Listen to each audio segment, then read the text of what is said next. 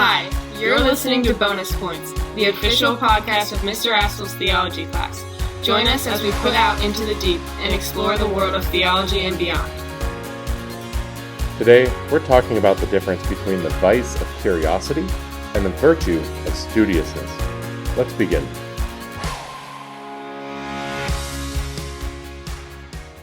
Hello there. Welcome to episode 41 of Bonus Points. We are rolling right on through the school year here, and we're more than halfway through the first marking period, believe it or not. So I think that today's topic is fitting for two reasons. First, my junior morality class is beginning to talk about the virtues, and today we're going to look at the virtue of studiousness according to St. Thomas Aquinas. This episode is a true bonus point because our focus in class is mostly on the theological and the cardinal virtues. While those are the most important, of course, this means we don't get to spend as much time with the other virtues like studiousness. As we'll see, Aquinas is going to consider studiousness to be a form of temperance. So while we're talking about temperance in class, we won't have time to get to all of its different forms, like studiousness. I think this topic is fitting not only for the juniors, but for all of my students especially.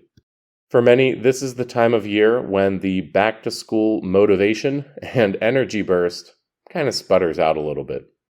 Today's topic will hopefully inspire us to approach our studies with a new enthusiasm.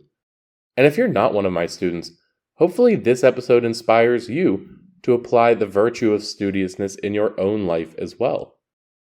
Even if you are done with your formal studies, we want to be lifelong learners, right? Especially when it comes to our faith, we always want to be going deeper. And that's what you're doing by tuning in here. So well done to you, person listening to this. Of course, you can help others go deeper and learn more about the faith by sharing this podcast, subscribing wherever you listen to the show, and by visiting our website, bonuspointspodcast.com. Okay, without further ado, let's talk about the vice of curiosity and its corresponding virtue of studiousness. Now, I think that many people respond negatively when they first hear that Aquinas called curiosity a vice. At worst, they sometimes think that this is just proof that those Catholics are anti-intellectuals and they hate knowledge and science and blah, blah, blah. Of course, anybody who knows literally anything about St. Thomas Aquinas knows that he is many things, but anti-intellectual is not one of them. Heck, even secular philosophers recognize him as one of the greatest philosophers of all time. So the first thing we need to notice is that Aquinas is not saying that knowledge is a vice, or that knowing things is bad. Of course not. He does say that curiosity is a vice. What does he mean by that? Well, let's hear it from the horse's mouth, or, I suppose, from the dumb ox's mouth. Real quick, for those who didn't get that joke, Aquinas was a larger gentleman and was not overly talkative. This led his buddies to give him the nickname of the dumb ox. Not because they thought he was stupid, they knew better than that, but because he was large and quiet. Anyway, doesn't every joke get funnier when you explain it? Anyway, Aquinas talks about curiosity in the Secunda Secundae of the Summa Theologiae.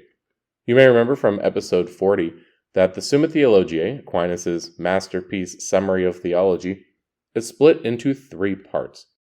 The second part is then split into 2 parts, the Prima Secundae, or the first part of the second part, and the Secunda Secundae, the second part of the second part. Right before he talks about mirth, which was part of our topic in episode 40, Aquinas talks about studiousness and curiosity. Now, here's an important distinction that he makes. Aquinas and the Thomistic school of philosophy that he inspired is all about making distinctions. We have to be precise with our language, and we have to recognize differences between things that are even similar. Aquinas says, as stated above, studiousness is directly not about knowledge itself, but about the desire and study in the pursuit of knowledge. Now, we must judge differently of the knowledge itself of truth and of the desire and study in the pursuit of knowledge of truth. For the knowledge of truth, strictly speaking, is good, but it may be evil accidentally by reason of some result, either because one takes pride in knowing the truth, according to 1 Corinthians 8:1, knowledge puffs up, or because one uses the knowledge of truth in order to sin. On the other hand, the desire or study in pursuing the knowledge of truth may be right or wrong. Okay, so what's going on here? Aquinas is distinguishing between the knowledge we possess and the desire to possess knowledge, or the study that we do to pursue knowledge. Knowledge itself is good, even if it may occasionally lead to evil. For example, somebody uses their knowledge to sin or becomes proud of their knowledge. The desire for knowledge and the pursuit of knowledge is morally neutral. It can be either good or bad depending on the circumstances. What sort of circumstances? Well, we can get into trouble when we have either a lack of this desire or an excess. Aquinas calls the lack of desire for knowledge negligence. It's what happens when we want to just turn our brains off and not think. We encounter a difficult question and we try to distract ourselves from it rather than grapple with it. The excess is what Aquinas is talking about when he talks about curiositas. It's not that we are failing to pursue knowledge, but that we're going about it the wrong way. And we translate that word curiositas as curiosity, even though it may be necessary for us to clarify what we mean by that. As often happens, words back then and words today don't always mean the same thing. Anyway, what forms, or how can this curiosity, how can this pursuit of knowledge go the wrong way? The first form is when our pursuit of knowledge is based in pride. Aquinas says, first, when one tends by his study to the knowledge of truth as having evil accidentally annexed to it, for instance, those who study to know the truth that they may take pride in their knowledge. This one hits close to home for me. I can be honest and say that growing up, this was me, for sure. I was naturally good at school, and I enjoyed reading and watching documentaries, so I knew more than some of my classmates about some things. And you know what? That was a point of pride for me. I found myself learning more just so that I could take comfort in being smarter than the people around me. Not cool. After talking about this, Aquinas goes on to list 4 ways that the pursuit of knowledge can be bad. This is really where we get into the nitty-gritty of what curiosity looks like. He says that the first way is when a man is withdrawn by a less profitable study from a study that is an obligation incumbent on him. Here Aquinas is distinguishing between the studies that are obligations for us and the studies that are not, or which are less profitable.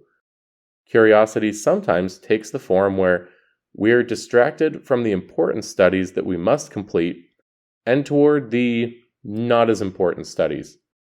I think that the internet has made us much more susceptible to this one. Let me describe a scenario that I've experienced plenty of times, and perhaps it's one that you're familiar with as well. You sit down to do an assignment, and you start to research something as part of this required task. For me now, this might mean researching something for a lesson plan. Back in the day, maybe it was looking something up for a paper. Anyway, you end up clicking a link in the Wikipedia article that leads to something interesting, but maybe not quite as related to your main point. Then you click another link and another, and before you know it, you are reading about something that is entirely unrelated to the assignment at hand. You were pursuing knowledge, sure, but it was leading you away from your obligations. You were pursuing the wrong knowledge in the wrong direction. The second way that Aquinas talks about is when, quote, a man studies to learn of one by whom it is unlawful to be taught, as in the case of those who seek to know the future through the demons. So we can try to gain knowledge by the wrong means. Aquinas is especially thinking of the occult here, like fortune telling. Today, this would also include things like Ouija boards. I've said it before on the show, but just in case it isn't clear, Ouija boards are bad. Don't mess with them. So that's the second way Aquinas talks about, is when we seek to learn from whom it is unlawful to be taught. The third form that St. Thomas describes is when a man desires to know the truth about creatures without referring his knowledge to its due end, namely the knowledge of God. Now, this is not saying that something isn't worth learning if it's not directly related to God. There's a reason that there are other teachers in the building. This is saying that we can get into trouble if we pursue knowledge that ultimately doesn't matter, or we fail to connect the knowledge we're pursuing with the bigger picture. I think this is a very, very common mistake that many of us make. We pursue knowledge that is trivial or unimportant, as though accumulating as many facts as possible was the same as acquiring true knowledge. This reminds me of a passage from one of my favorite works of fiction, Fahrenheit 451. Now, I know many of my students read this in English. In fact, just yesterday, I just finished writing this outline here, and my first class of the day came in, and what do I see but a copy of Fahrenheit 451 sitting on the table. So perfect timing, perhaps. Now, for the sake of those who have never had the pleasure of reading the book, Fahrenheit 451 takes place in a dystopian future where firemen do not put out fires, but they set them, especially to burn books. While censorship is one of the important themes of the book, it also has a lot to say about substantial knowledge versus trivia, or distraction. When I first read this book for an independent reading assignment freshman year of high school, this passage that I'm about to read for you jumped off the page, smacked me upside the head. It says, "Give the people contests they win by remembering the words to more popular songs, or the names of state capitals, or how much corn Iowa grew last year. Cram them full of non-combustible data. Chock them so damn full of facts they feel stuffed. Absolutely brilliant with information. Then they'll feel they're thinking. They'll get a sense of motion without moving. And they'll be happy because facts of that sort don't change. Don't give them any slippery stuff like philosophy or sociology to tie things up with." This is curiosity right here. We fill up on popcorn, we miss the meal. Along with that, this form of curiosity takes these little bits of knowledge, but doesn't connect them to the whole. Truth is cohesive. It's a tapestry, not just a pile of facts. It's all connected, and the whole thing should point to God. We form this big picture of creation, and it tells us something about the Creator. In fact, just a few days ago, my sophomore class was talking about natural revelation, the idea that God reveals himself to us through creation. Unfortunately, it's easy for us to lose sight of the big picture. It's easy to compartmentalize things and miss the whole. And I don't just mean with specific facts and ideas, but even between disciplines. Maybe it's a byproduct of how the school day works, but it's easy for us to say, okay, I had theology first period and chemistry second period and literature third period, and they're all totally separate from each other. We forget that even though you're learning about each discipline in this room at this time, there's a hierarchy of truths that all point to the ultimate capital T truth. We don't just want to stuff your head full of information, but we want you to encounter that truth. I think I am going to do a future episode on the purpose of education. Why is this school here? Why is any school here? Getting back to Aquinas, he says that the fourth way we get into trouble is when, quote, "a man studies to know the truth above the capacity of his own intelligence, since by so doing men easily fall into error." In other words, sometimes we try to pursue knowledge that is above our current abilities or capacity. And this means that we're very likely to misunderstand. Even worse than just not knowing something, we end up thinking we know something, but knowing it incorrectly. This is why scaffolding is important. In education, scaffolding is when you put concepts in order based on what prior knowledge and skills are necessary. For example, I don't teach the incarnation until after I teach the Trinity. Why? Because saying the Word became flesh or the second person of the Trinity took on a human nature, that doesn't mean much to somebody who doesn't know who the Word is or what it means to call him the second person of the Trinity.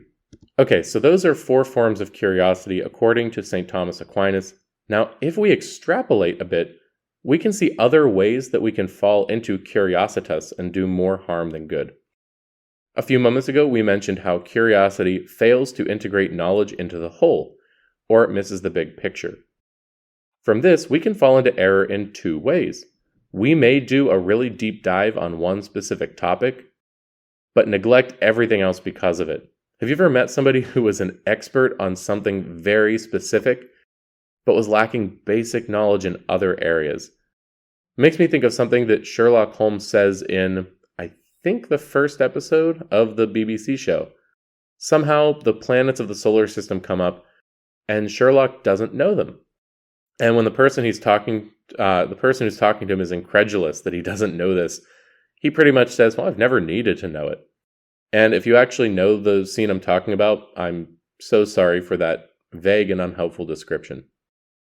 On the other hand, curiosity can also make us pursue knowledge in a shallow way.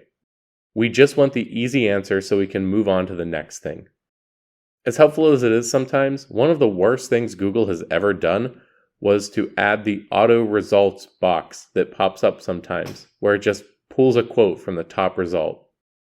There have been so many times when a student has said something or presented an answer to something, and then when it misses the mark, they turn their laptop around and show me that pull quote. And they always do it with the finality of a judge banging a gavel like they just proved me wrong. And on more than one occasion, if we actually clicked that top result and read the full quote, not just the snippet that Google pulled from the page, we find that the actual page in question actually says something very different than the quote would lead you to believe. And even if you do actually click the link, how often does that top result have something inaccurate? Just because it's the top result does not mean that it is correct. I tell my classes over and over again, be very careful Googling anything Bible related, because there are a lot of crazy people with crazy ideas out there, and they know about search engine optimization. If you just go with the top answer every time, you're going to end up developing a pretty weird theology. So, to use an image for both of these, if we imagine our mind as a body of water, curiosity can make it like a well that is very deep, but only a few feet wide. It can also make it into a swimming pool that is miles across and inches deep. Neither one is how things should be. Aquinas also talked about seeking knowledge from illicit sources, like demons. On a related note, we can talk about seeking knowledge that we have no business having. While this would include things like the future, there are plenty of things that we can learn through natural means that we still have no need to know. I'm thinking especially of gossip here. Curiosity can give us this inordinate desire for knowledge of other people's business, which can get us into trouble. Now, there are good reasons for wanting to know what other people are up to. If they do something good, we can seek them out as a good example for us, to build us up. Or we can have a genuine concern for this person and want to help them stay on the right path. We might have some authority over them in some cases, and knowing what they're up to is part of exercising that authority. But if we're being honest, how often does our nosiness actually come from these motivations, and how often is it really curiosity? Do we really need to know this, or are we just being nebby? Okay, so what's the alternative? How can we pursue knowledge in a way that is virtuous and avoid the vice of curiosity? This is the virtue that Aquinas calls studiositas, or studiousness. Now, Aquinas discusses studiousness as a part or an expression of the virtue of temperance. Temperance is the cardinal virtue that helps us moderate the attraction of pleasures.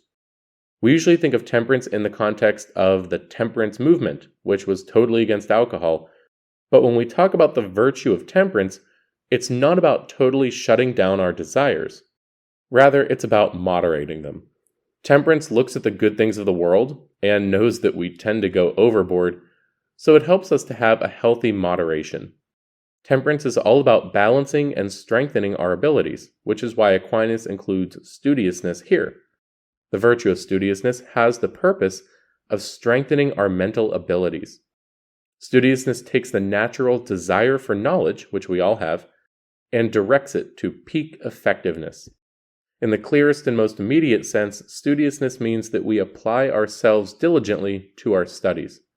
We do our homework, we study well, we work to understand and retain what we learn. We seek depth of knowledge, not just a shallow understanding. Studiousness is not just for studying, though, and it's not just a virtue for students. No matter what your state in life is, you are called to exercise this virtue. The desire for knowledge doesn't go away after graduation, and the virtue of studiousness is there to moderate that desire and optimize it. This means that we always try to connect our knowledge to that big picture. What does this say about truth? How does this fit in with that tapestry? What does this reveal about God? So my encouragement for you today, and I do encourage you to be studious, whether you're still being formally educated or not. But I want you to exercise that virtue of studiousness in your pursuit of knowledge. Do not be satisfied with easy answers or a shallow understanding. Remember that knowledge is not just a pile of facts, and it's certainly not a way for you to try and be better than others. It's an encounter with the God who is truth. That's going to do it for today's episode. As always, thank you for listening. If you'd like to go deeper and exercise some of that studiousness, make sure you check out the episode guide on bonuspointspodcast.com. There you will find additional sources and resources for every episode. This time around, you'll find the Summa Theologiae, specifically the 2 questions in the Secunda Secundae where Aquinas talks about the virtue of studiositas and the vice of curiositas. I'm linking to an episode of the podcast Pints with Aquinas, where Matt Fradd talks about this same section of the Summa. While there is certainly some overlap with what we've said today, you can hear his take on it. Matt Fradd knows a lot more about Aquinas than I do, if you couldn't guess from the name of his show. You'll also be able to find a link to the book Fahrenheit 451, which we quoted in this episode, and finally an article from Prime Matters about studiositas and curiositas. Until next time, keep on putting out into the deep, using that intellect God gave you to know Him, love Him, and serve Him better. You already know that this is Bonus Points. I'm Mr. Astle, and this was another chance for us to explore the world of theology and beyond.